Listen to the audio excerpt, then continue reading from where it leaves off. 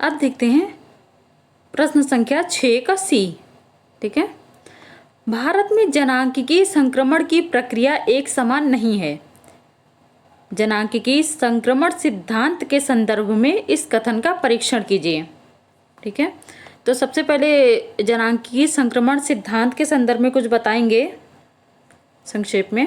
15 number का है, जो जेलेंस्की और थॉमसन ने दिया है। और उसकी कितनी अवस्थाएं हैं? 5 अवस्थाएं हैं ना। ऐसे डायग्राम बना हुआ है कुछ, ऐसे करके अवस्थाएं दर्शाई गई हैं, है ना, 5। तो वो डायग्राम भी बनाएंगे। और उसका वैसे तो वो मुख्यतः पूरे विश्व के संदर्भ में है, लेकिन उसको भारत के संदर्भ में यहाँ क्वेश्चन की मांग के अनुसार लिखना है।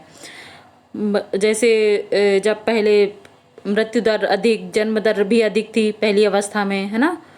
फिर धीरे धीरे जन्म दर जैसे जैसे डेवलपमेंट हुआ दवाइयों की या जो भी हो मेडिकल क्षेत्र में हुआ पहुँच, तो फिर मृत्यु दर कम होने लगी। पहले बीमारियाँ आती थी, पूरे गांव के गांव साफ कर देती थी, प्लेग हो गया या जो भी है, चेचक हो गया, जो भी है, बहुत सारी बीमारियाँ।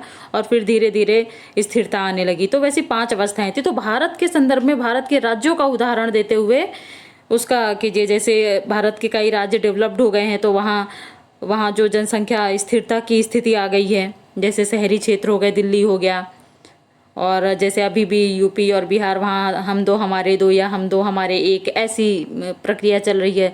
और मृत्यु दर भी स्थिर है जहाँ पे जो पहुँच है। तो उस संदर्भ में पूरे भारत के संदर्भ में उदाहरण देते हुए इसको सॉल्व करना है। ठीक है, अब देखते हैं प्रश्न संख्या 7 का ए। भारत के भूकंपीय क्षेत्रों का सीमांकन करते हुए अत्यंत संवेदनशील भूकंपीय क्षेत्रों में धारणीय मानव अधिवासों हेतु उपयुक्त हस्तक्षेप सुझाइए।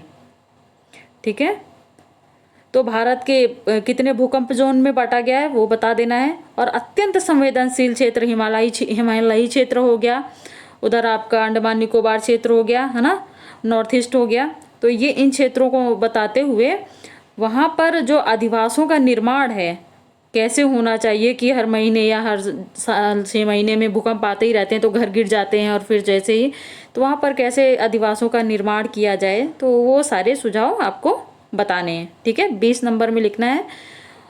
और मानचित्र भी बनाना है भारत का, उसमें पूरे सीमांकन करना है भूकंपीय क्षेत्रों का। और फिर वहाँ पे अधिवासों का कैसे क्या किया जाए, तो वो सारा बताना है।